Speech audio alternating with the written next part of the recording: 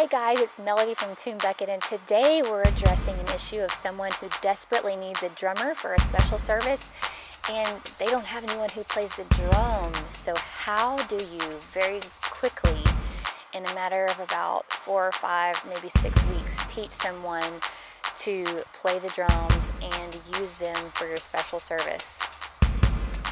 Can it be done? Well, it is possible, and we're going to discuss some of the ways that it can be done today.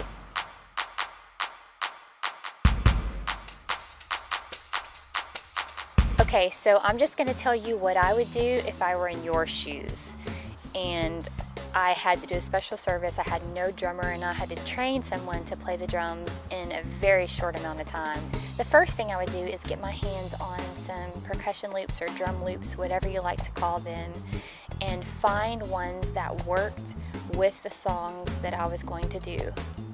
Now keep in mind when you're picking these songs that your drummer is going to play a vital role in the songs that you choose.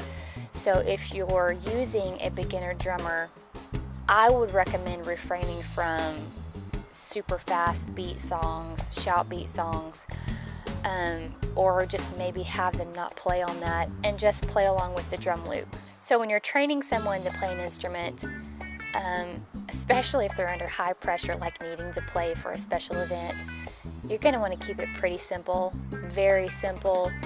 And if I was training a drummer, what I would do is teach them to play their bass drum and their snare, and that's it. No hi-hat, no cymbals, and if they try to, you might want to take the cymbals away, because until they get the rhythm of a bass drum and a snare, anything else is going to distract them, throw them off, and the last thing you want is an offbeat drummer.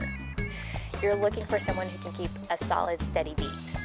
So when you have a drum loop or a percussion loop, it's going to kind of fill in the gaps of where a cymbal may go or a drum roll may go, and it's going to end up sounding actually quite good even if your drummer is only playing the bass drum and the snare. Watch.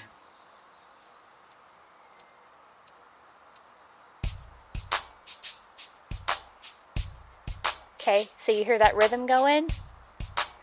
So what I would do is just teach my bass player, drummer, just teach my drummer to play foot, snare, foot, snare, foot, snare, foot, snare, foot, snare, foot, snare, foot, snare, foot, snare, and that's it.